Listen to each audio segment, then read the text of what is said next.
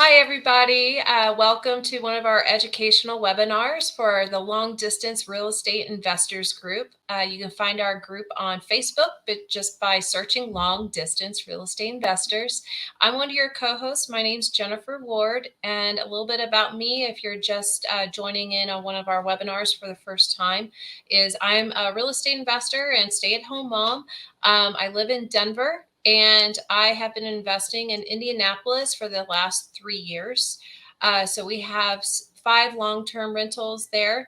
And I am doing a few flips as we currently speak. And we also house hack in Denver and looking to expand into short-term rentals, possibly in Georgia.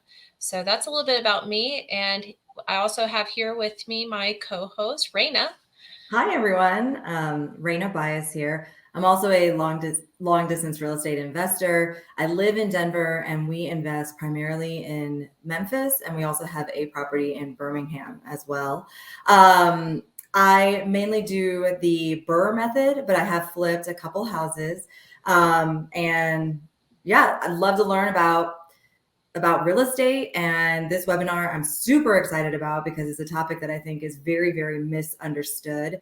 And so we actually have the queen of Section 8 housing here to tell us a little bit more about this interesting strategy. Yes, absolutely. I'm so excited. So today we are talking about renting to Section 8 tenants, and our expert guest speaker today is Jennifer Donley, and she has been doing Section 8 or renting to Section 8 tenants since 2018. And I think you said you have like over 30 plus properties, Jennifer. Wow, but that's amazing. And she's based out of St. Louis and has primarily most of your properties in St. Louis, I believe. Yeah, St. Louis area. Mm-hmm. Yeah, so I'm going to have Jennifer go ahead and share with us a little bit about her story, and we're going to then deep dive into some questions that we probably all have about Section 8. Cool. Like you said, I'm in the St. Louis area. I got started in the middle of 2018. I really came to real estate investing kind of at a point of desperation. My husband and I own a cleaning business. We still have that today, but it was not doing well in 2018, and knew we needed to make some changes to that business. But I knew that was going to be kind of a long runway to fix that business. And so I wanted to diversify our income so we weren't just dependent on one income stream. So I took a course, started buying real estate. And then in the middle, I had about a half a dozen rentals. And in the middle of 2019, I did a 1031 exchange. Actually, I sold a warehouse that we owned and bought a package of 12 single family occupied rentals. And about half of those properties had Section 8 tenants in them. Prior to that, probably like many, many people, I didn't take Section 8 because everything that I had heard about Section 8 was negative. The tenants are awful. They're going to trash your house. They're not going to pay their portion. The housing authority is difficult to deal with. The rents are low, on and on and on. I thought, well, shoot, I would get all these calls. What do you do to take Section 8? You take Section 8 when I would put my properties out for rent. But I always say, no. But then once I had a few Section 8 properties that I owned, I started to realize I don't think this has to be terrible. I think done right, we could talk a lot about what that means, I think this can be really stable and profitable. So I started creating systems and processes and things like that. And I started kind of testing my theories along the way. And today, that's my primary focus. So I'm getting ready to close on my 37th unit on Monday. Most of those are single families. 3 of those buildings are duplexes. And I've got, I think, 25 of the current 37 have Section 8 tenants in them. And eventually of the 37, 32 will have Section 8 tenants. Just some of them still have some inherited tenants and things like that in them. And over time, what I have really come to feel is there's really 5 reasons that I think Section 8 is a great way to go. If you go to Google and put in, should I take Section 8, what you'll typically find people say in terms of the pros are the rent is guaranteed. So the way that Section 8 works is it's an income-based program for, low-income people. So the tenant may pay a portion of their rent because it's income-based. So if they have some income, they're going to pay up to 30% of their income towards their housing. So the a portion of the rent will come from the government, and then a portion may come from the tenant if they have some income. But obviously that government side is guaranteed. So that's nice. And as we've gone through these eviction moratoriums for the last year and a half, that's been amazing because my guaranteed income from Section 8 more than covers all of my expenses. So I haven't had to worry about that. Mm-hmm. So that's one of the big things that you'll hear. You'll also see there are some pockets and in some places where you can actually get higher rents than you would from market tenants. That's going to be area specific, and there's a bit of an art to that. But if you can figure that out, that's obviously great. Something else that you will see a lot of is that you tend to get longer tenancies because it's a pain in the butt for Section 8 tenants to move from one property to another. They have a lot of paperwork they have to do. It's time sensitive. So the approach I take is I'm going to have some of the nicest properties out there. So if they are already living in the nicest property they can find, they're probably not going to go anywhere. And then a couple other things that I really like about it. The tenant, so as a landlord with going the Section 8 route, I do have rules that I have to follow, but the tenant does as well. And if they don't follow those rules, they can lose their assistance. So, if somebody was helping me pay my mortgage or pay my rent, I'm going to follow their rules to make sure that I get to keep my assistance. And the tenants, especially good tenants, do as well. The biggest thing, though, was I started to realize and think about when I put these properties out for lease, the bulk of my calls are from people wanting to know if I take Section 8. So I started asking my current tenants that I had and people that were calling, tell me about the process to find a property using your Section 8 voucher. And they would say, it is so difficult. It is so difficult for me to find a place to rent. It's especially difficult for me to find a decent place to rent. So what I came to realize was the demand for Section 8 housing is very high and the supply is very low. And that, I believe, is the case in most markets across the country because, again, landlords don't like to take it, generally speaking. And there's a fair number of people that are on it. So as a business person, when demand is high and supply is low, I want to have a supply because then I can really maximize that for my benefit. And what that looks like for me is, good tenants who stay a long time. Wow, that's awesome information. So tell us, you gave a brief overview of kind of what Section 8 is. How do you get involved in getting a Section 8 tenant? Yeah, great question. So when people say Section 8, that's what I'll often, that's how I refer to it as well. But it's actually the Housing Choice Voucher Program, or HCV. And the way it works is it's federally funded, but it's locally administered through housing authorities. Every county is going to have its own public housing authority, PHA. You'll hear that word a lot, HA or PHA.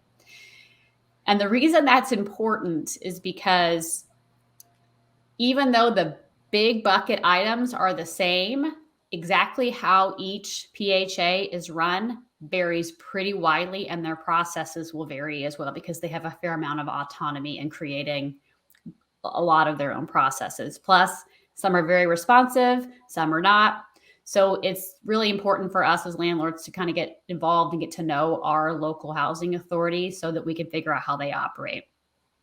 But here's one thing that is consistent. People always say, how do I get my house approved for Section 8? You don't, at least not at first. What you do is you put your property out for lease just like you normally would for a market tenant. You market it, you show the property, you screen your tenants. And then at the point where you typically sign a lease, collect the deposit, that's where the process changes. The Section 8 tenant, somebody who has a housing choice voucher, they've qualified based on their income, and they literally have a paper voucher that they have that says, I'm qualified for this program. They will have paperwork. So we have to sit down, fill out that paperwork. That gets turned into the housing authority, and then the housing authority will contact the landlord to schedule an inspection. So you do have an extra inspection. Also set the rent. So you're going to ask for a certain amount of rent, and they're either going to give it to you or they're not. And there's maybe some negotiation there. Once you get through those things, then they are going to authorize the move-in, and you move your tenant in. You have a contract in that you sign with the housing authority as well. And from there, it's pretty much just like having a regular market tenant. But basically, you find the tenant with the voucher, then go through the Section 8 process. How long does the process take from where it deviates from what is normally a rental to Section 8? That's a good question. And it varies pretty widely from people that I've talked to around the country. I have 2 housing authorities that I deal with here, and it even varies with them. But for us here, from the time we approve a tenant till the time we get them moved in is typically 2 to 4 weeks. Okay. So it does add, it adds 2 to 4 weeks. Let's say it adds 3 weeks of time. In other parts of the country, I've heard it's longer. I don't hear much quicker than that. The other thing is, I know all the processes now, so I can push, right? I send the paperwork in, I send an email the next day and the next day and the next day to make sure, like, are we moving this system along? Whereas I think if you don't know that yet, which that's probably one of the cons, is that the first few that you place, the first 1, 2, 3 people that you place, it might feel difficult because you're learning. But once you know what's supposed to happen, you can push that process along. Do you self-manage your properties? Yeah, we do. Mm-hmm. I've got a team member, an employee that works for me, and I call her my operations manager, and she does a lot of the running. And then I do most of the administration. Got it. Yeah. And then going back to, like, your reasons of wanting to place Section 8 tenants. So how long would you say your average Section 8 tenant is staying with your property, since you do try to offer the nicest property around? What kind of turnover on average are you experiencing with your properties? Well, I haven't been doing it that long, so that's true. I'll hedge a little bit there, but I've only had, let me think about this. I've had 2 turnovers this year out of 30 some odd properties. So yeah, not very many. Yeah. And I have one problem property. Maybe you guys have experienced this, but I've turned it 3 times in the last 2.5 years. And I've only had 2 other turns aside from that. So I probably should sell that, but I'm stubborn and I'm like, I'm going to figure this out. And I don't want to just give up on it yet. Right. Yeah. I do know what that's like. Yeah.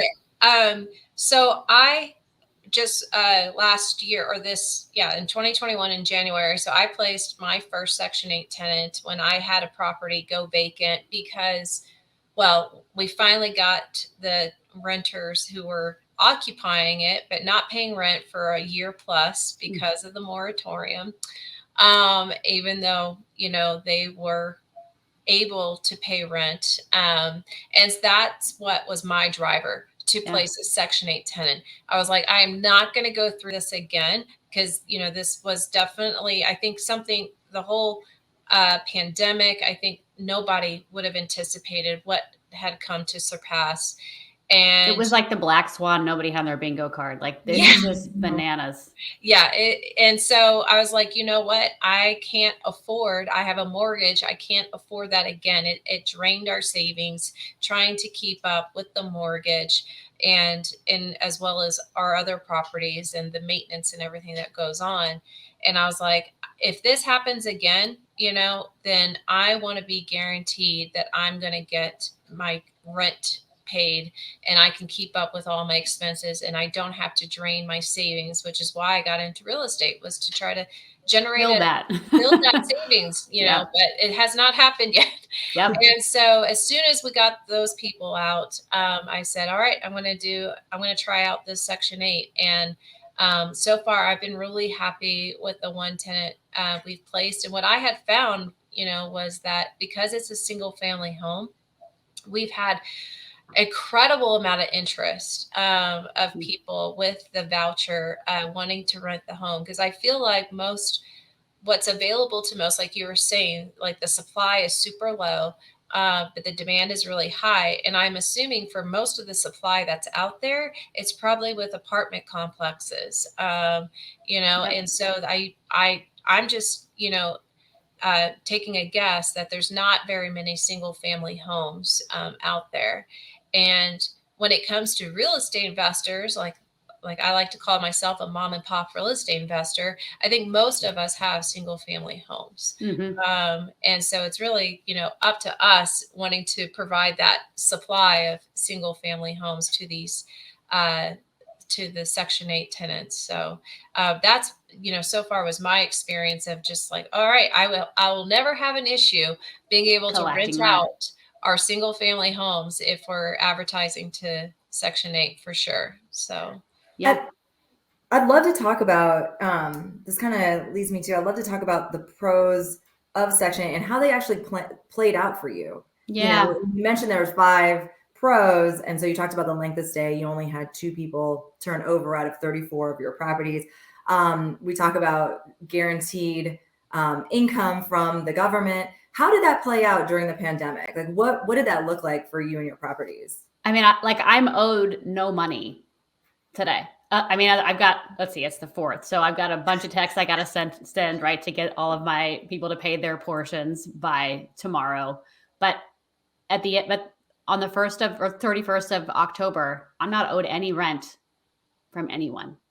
So what I found, Jennifer, it's really interesting because a lot of, and I had the same experience too, when you're a little bit smaller, but when you have a lot of turnover and you can't keep those properties stable and occupied and the rent paid, it's impossible to build your cash reserves. But in the last year, I've just watched my bank account. I'm like, this is what I got into this for. But it took until this year for me to see that, when I had a volume of properties where everybody's paying, no one's leaving. So now I can see how that's going to build long term. Of course, the properties have appreciated too. I mean, it's been a really good time to own property. But we've really been able to weather the pandemic really, really well because it's been so stable. Yeah. Have you had tenants that haven't paid their portion? No. No, and here's why. So there's a lot that actually goes into this. But first of all, I've learned I require my Section 8 tenants to have some income, typically about 1.5 times the rent, but that's going to vary widely across the country depending on where you're at. So you're probably going to have to my advice would be to tinker with that a little bit.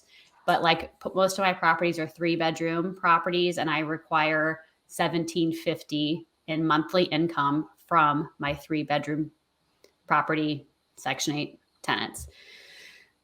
Because I have found, so I'm going to chase a little rabbit here, Raina, if that's okay. But a lot of other people that I've talked to that do Section 8, they actually want tenants that have no income because 100% of the rent is coming from the government. So it's 100% guaranteed. That sounds really good in theory, but what I found in practice was that my tenants that had income were much more stable. They're easier to deal with. They take better care of the property. And I think it's because if you think about it, if you have almost no income, you're making really tough decisions every single day. How am I going to pay the utilities? How am I going to get the groceries? It's that's really tough. But if you've got some income, you can breathe a little bit, right? You've got a little bit of room. So that's my theory. I don't know if it's true. I just know in practice, when they have income, they have been much better tenants. So that's sort of that's part of the lead up. But I also make it very, very clear to them, if you don't pay your portion, we will let the housing authority know. We will file for eviction after 25 days. We don't mess around. And if they get evicted, they lose their voucher. Here's the other thing. The beauty of Section 8 is it's income based. So if their income changes, all they have to do is notify their caseworker, and then their rent portion changes. And I had a bunch of people that happened with during the pandemic. They would call and they would say, I'm so sorry. I lost my job. My hours were cut. My kids are, whatever 100 reasons, right, that happened. I would say, oh my gosh, I'm so sorry. Have you called your caseworker? They would do that. And within a few days, we would get new paperwork showing they used to pay $300 a month. That was their portion. Now it's down to $0. So I didn't have anybody not pay their portion. Wow. That's awesome. I was not aware of that. So that's incredible information. It's huge. Yeah. So there's really no reason that they shouldn't be paying, because either they need to be paying 30% of their income, which is what you would require for a market tenant, right? Most of us require about 3 times income for a market tenant. Yeah. Or if they don't have that same income, they can just call their caseworker and their portion will change. So I guess this is a good segue to kind of get into more of the questions about screening for tenants, once you put it out there. And um, when you said 1.5 times of income, was that including their eligible voucher plus any income, or was that just from their own income and no voucher amount included? So that's a really good question. Our housing authorities here do not tell us how much their voucher is for or how much they're going to pay or anything. We're like driving blind here in St. Oh, Louis. really? Yes. Okay, because in Indianapolis, we can request some document, I think, like their voucher, to see how much they're eligible for. Yes. Excellent. And they probably will even tell you how much they're going to have to pay. Yep. So I would probably still set some sort of a minimum, $1,200 a month, $1,500, depending on your market and kind of what incomes tend to run. Because again, I've just found if they have income, they tend to be just better tenants in general. So just tinker with that. Here's how I come up with my number. I went through all my tenants like a year ago and I segmented them. The ones I love, I'd take 100 of, the ones that are kind of middle of the road, and the ones I wish I never would have approved. And all of my top tenants had at least $1,750 a month in income. So it was scientific for me, but it's hard for me to say this is the number you should use because incomes are going to vary some. Although you guys are both investing in more like Midwest or, Southern areas. So it might be sort of similar. Okay. Okay. That's a great tip. One of the big questions I had when I was trying to find fill my vacant unit with a Section 8 tenant was like credit score. Should I factor that in since most of their rent's going to be paid, but there's still that portion typically for most or for a lot of them where they have to pay for themselves. So should I consider credit score, and if so, like should I lower the credit score? And what did you decide? Here's what I do. I still pull their credit. I don't care very much about their credit score. I don't care actually at all about their credit score. What I'm looking for is, have they paid at least some of the accounts that they've opened in the last few years on time? If every single account they've ever opened in their whole life has gone to collections, I'm going to decline them. Obviously, if there's landlord collections on there, that's a big red flag. And then I also look to see, do they owe any money to the utility companies, because I require them to put the utilities in their name. And so if they do, they've got to get those paid off before I will approve them. So that's what I look at more so, or instead of credit score. Okay. And then what other requirements do you have for when screening them? So I require them to send in a copy of their voucher with their application. So the vouchers look the same pretty much countrywide. It will tell you which housing authority they work through. It will tell you the two most important things. One, it'll tell you how many bedrooms they're approved for, and that's going to be dependent on their family size. And the reason that is important is because that will be a big determiner in how much in rent that they will be able to pay, total. So my rule is their voucher has to be for the same number of bedrooms that I have in my house. So if I have a 3-bedroom house, I will not take somebody that has a 2-bedroom voucher because I'm going to be paid like I have a 2-bedroom house. Does that make sense? The other thing it tells you is when the voucher was issued. That's less important, but it tells you when the voucher expires. So like I said, they have a window when they have to get into a new place. And if they miss it, there is sometimes an extension, but that'll be listed on the voucher as well. And if they miss it again, they're just out of luck. And so I've had people apply and they on an expired voucher. And then I will email the caseworker because it tells me who the caseworker is. And the caseworker will say, no, they can't move. I don't even know why so I wouldn't want to waste my time vetting this person if they can't move into my property. So that's something that's different, obviously, over, market tenants. Let me see. I do require income. People are sometimes surprised by that as well. And then security deposit. I do require a security deposit of my Section 8 tenants. And I have found that the good ones expect that and are ready to pay it. One of the things I do is I just have a set amount based on the number of bedrooms that I require for my deposit, because there is that rent negotiation that goes on with the housing authority. You don't know for sure what your rent amount is going to be. So if you say it's the same as the first month's rent, I don't know for sure what that number is going to be. And I don't like that. So what I do, so my 3-bedroom houses tend to run, it's actually going up. I probably should increase it.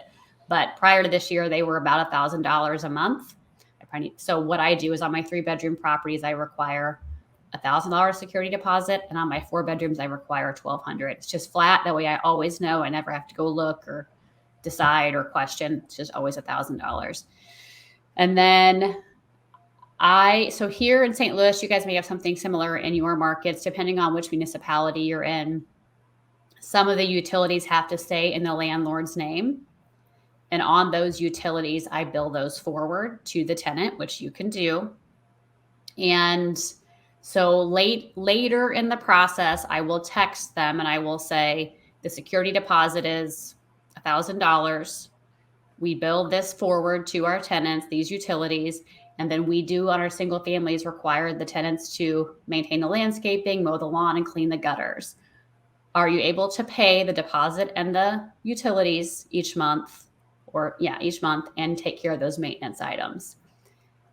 Because then that way we've already covered that conversation. We're not going to get all the way into having them approve when they say, oh, well, I can't pay the deposit, so it avoids all those issues. And then the last thing I do, and some of this, or a fair amount of it, I do for my market tenants as well. If I take a market tenant, or I was doing for market tenants, I do a home visit at their current residence as the very last piece of the application process. Because some things you're just never going to find out through paperwork. Yeah. Yeah. And with that home visit, so I did that as well. I think I saw it suggested somewhere on one of the Section 8 forums, but did you wait and do that after you've got through the whole inspection process, or no, it's before they're even approved.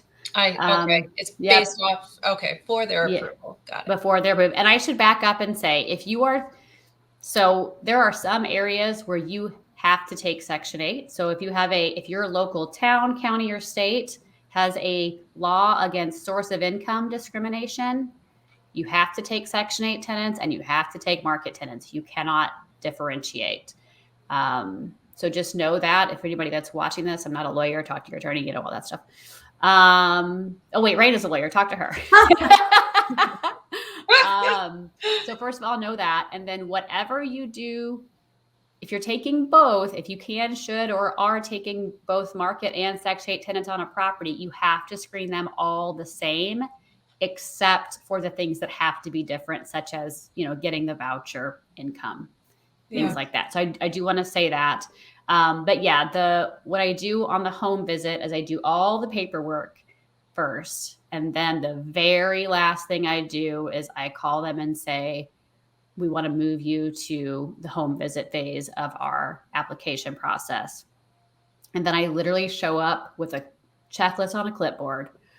Feels a little odd and clinical, but it's super necessary. And I just say, hey, thanks for letting me come out. Will you show me around? And then at that point, usually at this point, I'm comfortable either approving them, or if I'm not going to approve them based on the home visit, if I am going to approve them, I'll just tell them right then and there. If I'm not going to, I'll say, thanks so much. We have our property management meeting on Monday and we'll get back to you. And then I'll usually email them and let them know. But if I go ahead and approve them, then I'll say, do you have time to sit down and go over the lease and complete your housing authority paperwork? Okay. Do you do, imagine it's hard to do surprise, but do you do surprise home visits? It's a great question. Everybody asks me that. I don't, because I figure if they can clean up well enough to pass the home visit, they can clean up well enough to get their security deposit back, which is really all I care about. Got it. I mean, you have a 2-year-old, you said, I wouldn't necessarily want somebody showing up. I have 3 kids. If you show up to my house surprise someday, it could be a little rough. So give me a day or two to bring. Absolutely. We all have those days. Yeah, exactly. So I try to do the same. Yeah. I was just telling my husband yesterday, I used to be a tidy person and now I just don't think. So hard with little people living in your house. Yeah. Okay. Well, that's all. I thank you so much for laying it all out like that. Definitely makes sense. I'm wondering if you can, because right now I'm doing that, and I guess I should check the rules. But I'm saying like I'm only accepting Section 8 tenants, so Yeah. I'm not accepting market tenants. I'm wondering if that's allowed or if that's based off that rule that you can't discriminate based of source of income. Yeah, check and see. So like here in St. Louis County, I can say I'm only taking Section 8, which is what I do. But in St. Louis City, you have to take everybody. Oh, So you should have laws, I would think, that are pretty easy to find.